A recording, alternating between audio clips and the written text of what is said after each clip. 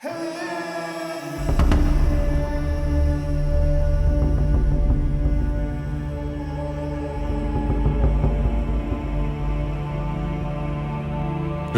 और महाभारत में ऐसी कई सारी कथाएं हैं जो बड़े बड़े ऋषि मुनियों द्वारा लिखे गए ग्रंथों में ही कैद हैं। हम सब वही जानते हैं जो हमें टीवी और कहानियों के माध्यम से बताया जा रहा है। उन अनसुनी कथाओं में से एक कथा हम आपको बताने जा रहे हैं जो हम में से बहुत कम लोग जानते होंगे।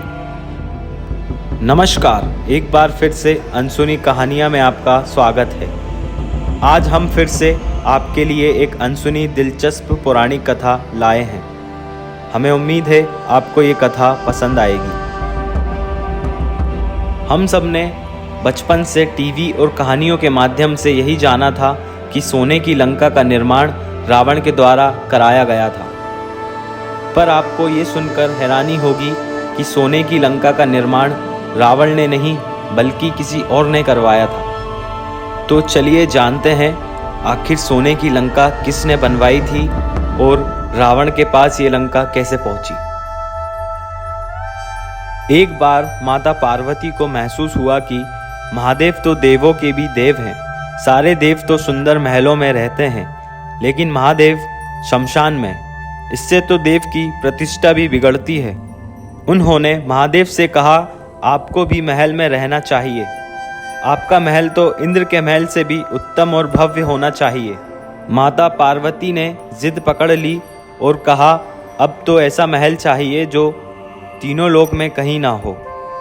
महादेव ने समझाया कि हम तो ठहरे योगी, महल में तो चैन ही नहीं पड़ेगा। महल में रहने के बड़े नियम विधान होते हैं। मस्त मौला योगी के लिए महल उचित नहीं है। परंतु देवी का वह तर्क अपनी जगह पर कायम था कि देव यदि महल में रहते हैं तो महादेव क्यों शमशान और बर्फ की चट्टानों पर। फिर महादेव को झुकना पड़ा और उन्होंने विश्वकर्मा जी को बुलाया। उन्हें ऐसा महल बनाने को कहा जिसकी सुंदरता की बराबरी का महल त्रिभुवन में कहीं ना हो। वह ना तो धरती पर हो ना ही जल में। विश्वकर्मा जी जगह की खोज करने लगे। उन्हें एक ऐसी जगह दिखी जो चारों ओर से पानी से ढकी हुई थी। बीच में 3 सुंदर पहाड़ दिख रहे थे। उस पहाड़ पर तरह तरह के फूल और वनस्पति थे। ये लंका थी। फिर विश्वकर्मा जी ने माता पार्वती जी को उसके बारे में बताया तो माता प्रसन्न हो गईं और एक विशाल नगर के निर्माण का आदेश दे दिया। विश्वकर्मा जी ने अपनी कला का परिचय देते वहां सोने की अद्भुत नगरी ही बना दी। माता ने गृह प्रवेश का मुहूर्त निकलवाया और विश्वा ऋषि को आचार्य नियुक्ति किया गया। आगे बढ़ने से पहले हम बता दें कि विश्वा ऋषि कोई और नहीं, रावण के पिता थे। सभी देवी देवताओं और ऋषियों को निमंत्रण मिला। जिसने भी महल देखा वह उसकी प्रशंसा करते नहीं थका। गृह प्रवेश के बाद महादेव ने आचार्य से दक्षिणा मांगने को कहा। महादेव की माया से आचार्य का मन उस नगरी पर ललचा गया था, इसलिए उन्होंने महादेव से दक्षिणा के रूप में लंका ही मांग ली।